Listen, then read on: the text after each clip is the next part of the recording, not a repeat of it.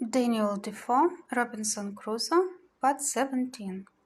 But as I had no instruments to take an observation to know what latitude we were in, and not exactly knowing, or at least remembering what latitude they were in, I knew not where to look for them, or when to stand off to sea towards them. Otherwise, I might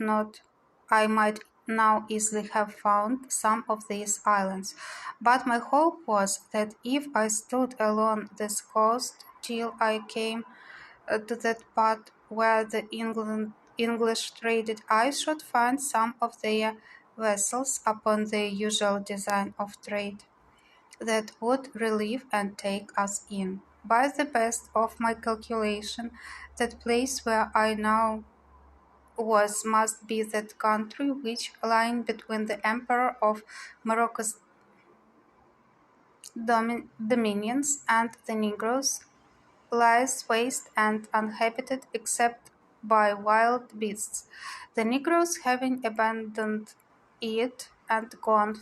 farther south for fear of the Moors, and the Moors not thinking it worth inhabiting by reason of its barrenness, and indeed both forsaking it because of the prodigious number of tigers, lions, leopards, and other furious creatures which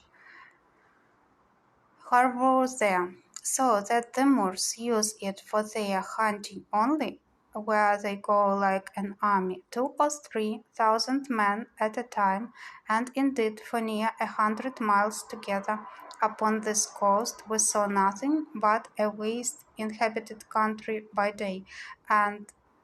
heard nothing by howlings and roaring of wild beasts by night. Once or twice in the daytime I thought I saw the Pico of Tenerife, being the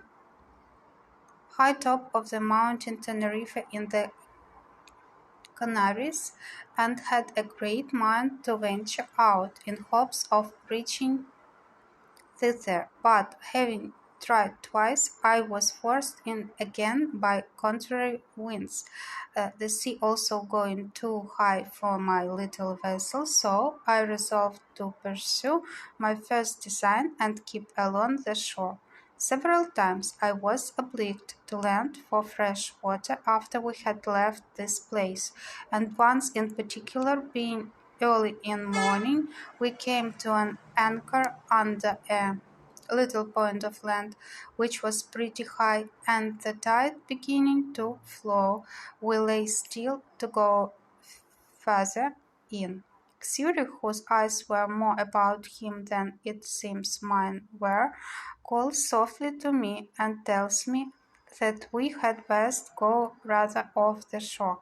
For, says he, look yonder lies a dreadful monster on the side of that hillock fast asleep. I looked where he pointed and saw a dreadful monster indeed, for it was a terrible great lion that lay on the side of the shore, under the shade of a piece of the hill that hung as it were a little over him. Xury, says I, you shall on shore and kill him. Xury looked frightened and said, me kill? He eat me at one mouth. One mouthful he meant. However, I said no more to the boy, but bade him lie still and took our biggest gun, which was almost musket-bore, and loaded it with a good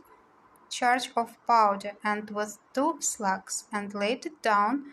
Then I loaded another gun with 2 bullets, and the third, for we had 3 pieces, I loaded with 5 smaller bullets. I took the best aim I could with the first piece to have shot him in the head, but he lay so, with his leg raised a little above his nose, that the slugs hit his leg above the knee and broke the bone. He started up crawling at first, but finding his leg broken, fell down again, and then got upon three legs and gave the most hideous roar that ever I heard. I was a little surprised that I had not hit him on the head,